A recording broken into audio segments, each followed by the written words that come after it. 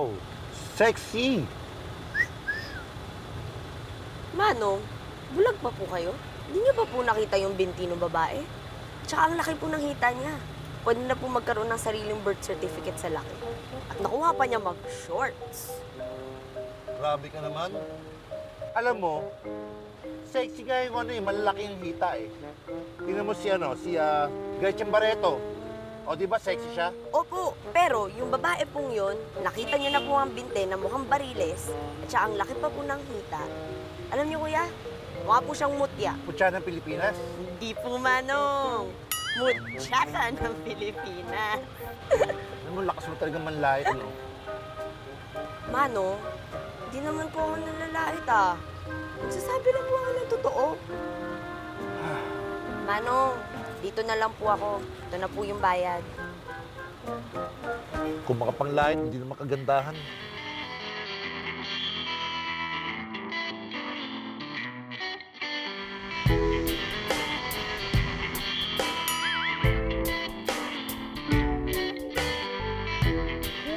Kulang to ah. Hoy! Hoy! Hoy!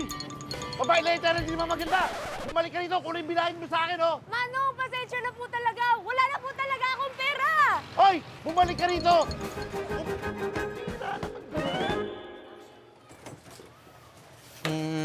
Charan! Welcome! Halika! Yan. Sige, nasa ka ako, pasensya. Kasi naman, may mga nag-party dito ng isang araw. Init. Bex, Ah, bahay mo to? oo. Bakit? Maliit.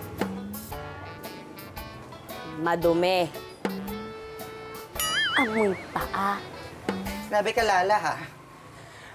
Tandaan mo, nagmamagandang loob lang ako sa mga magulang mo para patiryahin ka dito habang nag-aaral ka sa Maynila. Aba, tapos kararating mo lang, malait-lait mo tong lugar ko. As if naman mayaman kayo. Pasensya, ha? Uy, Bex, sorry na. Naku, tigilan mo ako. Tampo ka sa akin, Bex eh. Alam mo naman di ako nalalait, di ba? Sasabi lang naman ako ng totoo. Ayan, yan. Lagi mo namang sinasabi yan eh, na nagsasabi ka ng totoo. Bata pa tayo, ganyan ka ni.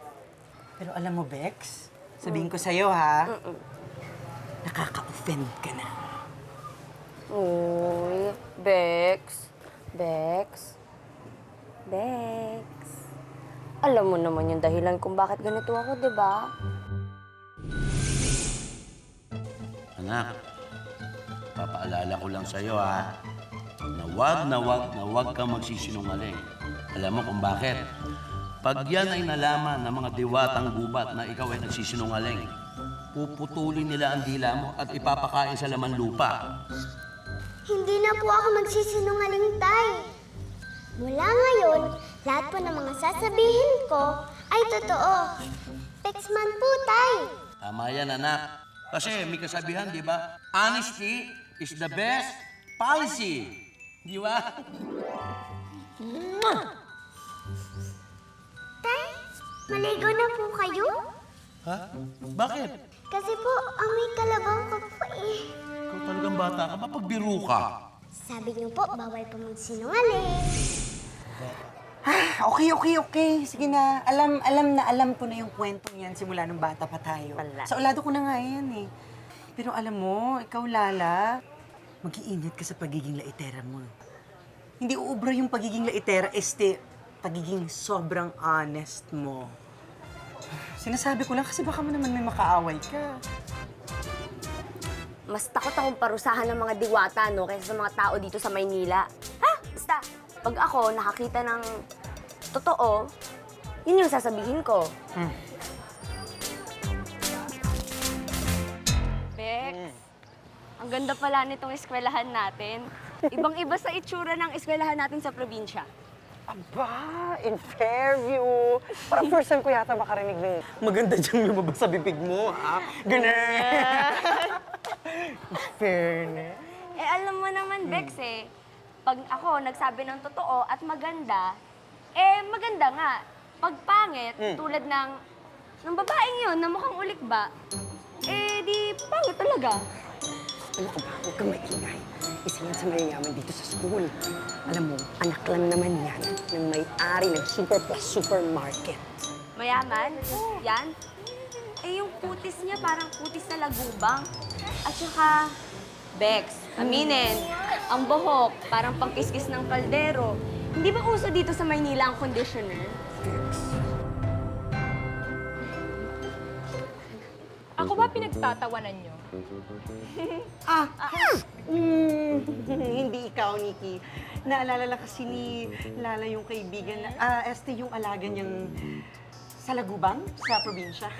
Pasensya ka na. Hoy, Arnie! Masama kang magsinungaling, ah. At aminin na natin, siya nga yung pinagtatawanan natin. Kasi nga, yung kutis mo po, parang sa lagubang. Naalala ko po yung mga salagubang sa amin, dun sa puno ng kainito, sa probinsya, di ba? How dare you! Mamaya ka na! Isipon natin to!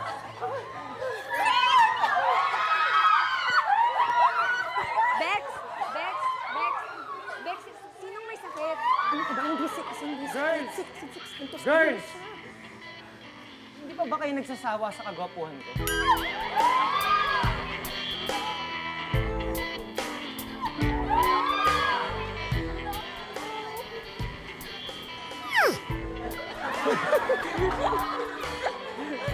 Kanino na naman to?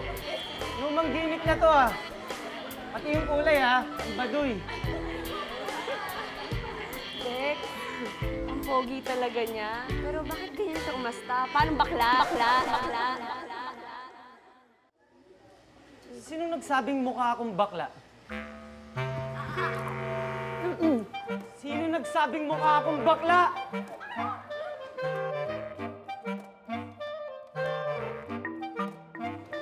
Parang ngayon lang kita nakita dito ah.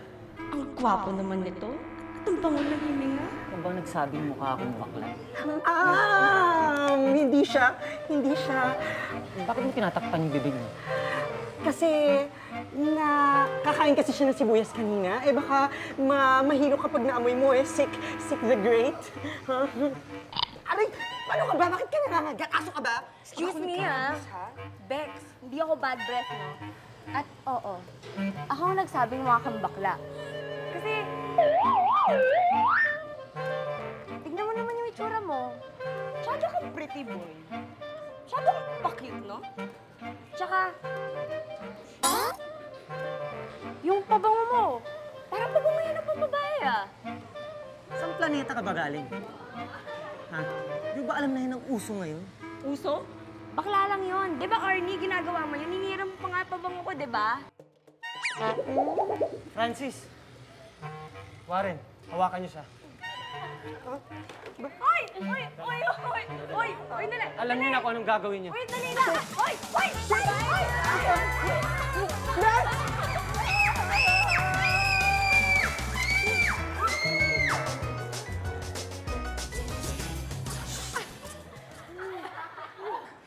Sik Santos! Magbabayad ka! Matuto kang rumispeto sa nakatataas sa'yo. Lalala itera.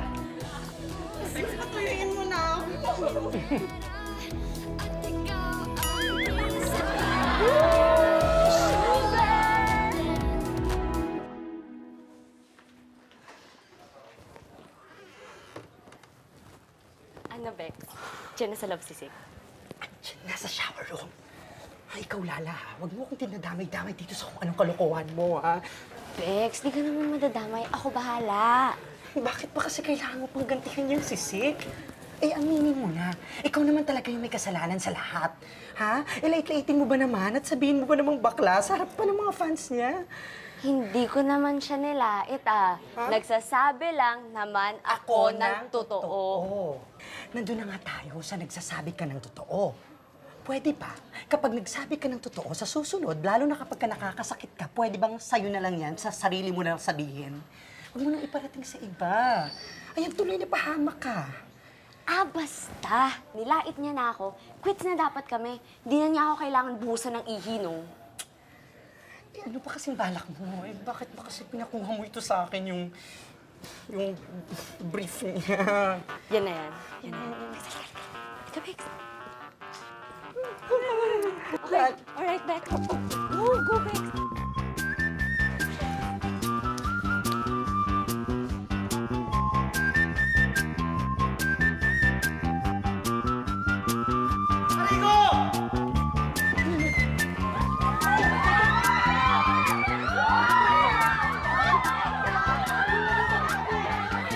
Tara na. Ikaw gumawa nito, no? Bakit? Mukha ba akong langgam? Ako ba kumagat dyan sa ano mo? Bakit ako sinisisi mo? Hindi pa tayo tapos, ha? Ha? Naganda ako sa'yo! Bye-bye! Ang galing ko. Nagantihan ko na rin si Sik. Te,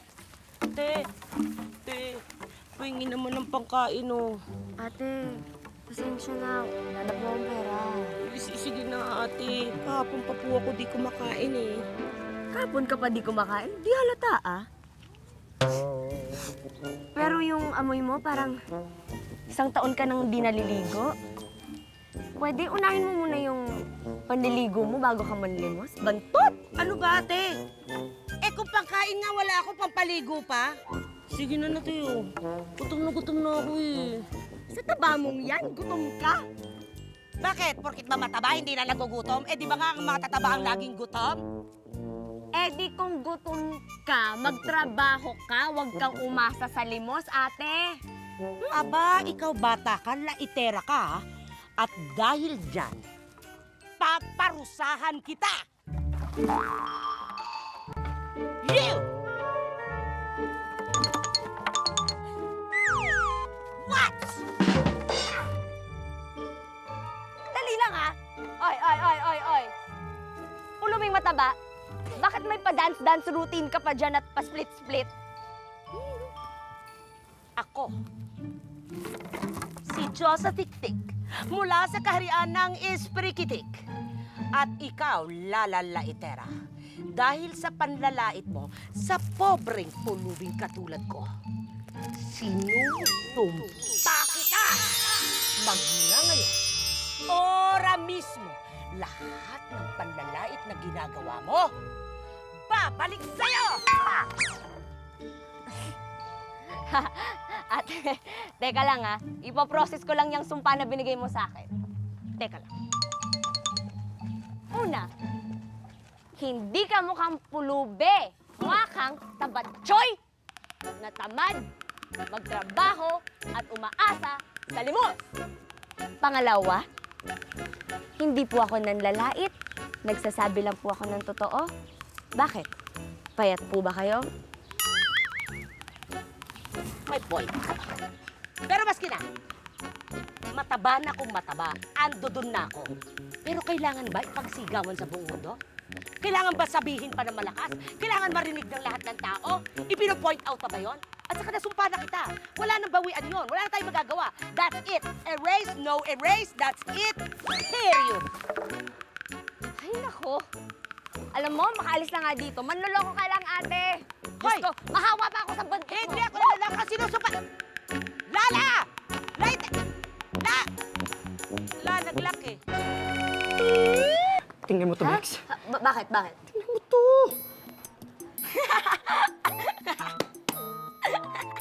Panalo to, Bex. You're so dead, Bex!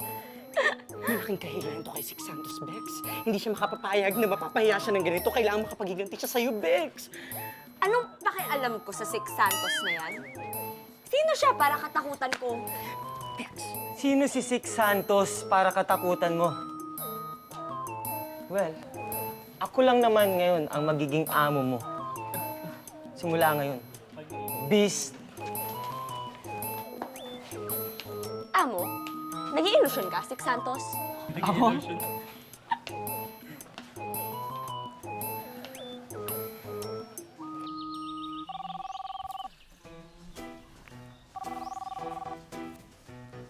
Hello? Hello? Mang Arturo. Si Six Santos po ito.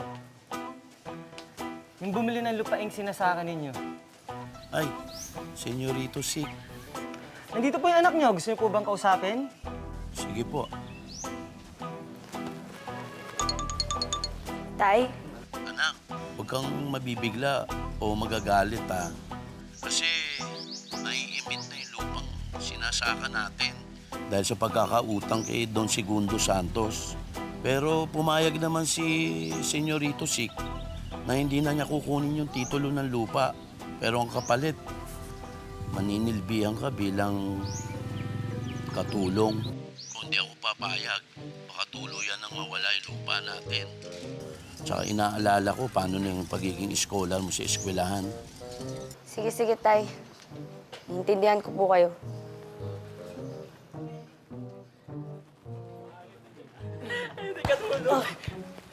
Lala! Katulong ka!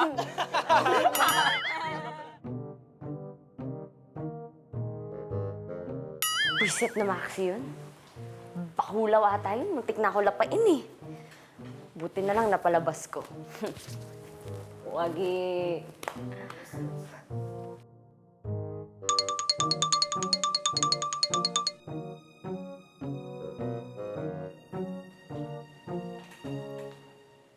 Ang hambog naman ng lalaking ito. Kalain mo, puro picture ng sarili ang nasa kwarto. Ano yun?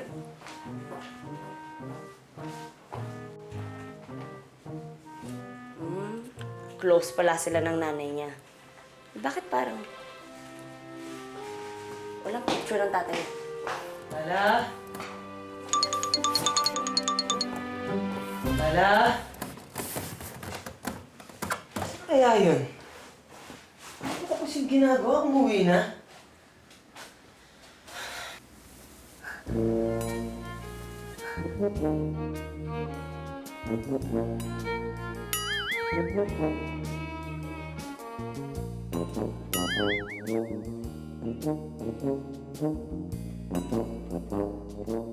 Oh Lord, my virgin eyes. Bakit pa kasi ako nakapasok-pasok dito?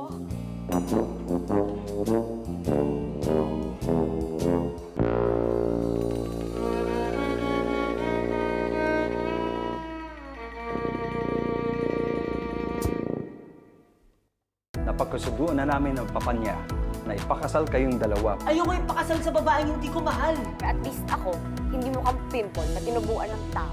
Nang lalait ka na naman. Matatanggal lang tong sumpa pag hinalikan ako ng true love ko. True love? Lesyonada. Simula ngayon, huwag niyo siyang pagsasalitaan ng ganyan. Bakit? Ano mo siya? Si girlfriend. Girlfriend? Hindi ako maniniwalang GF mo itong pangit na to. Prinsip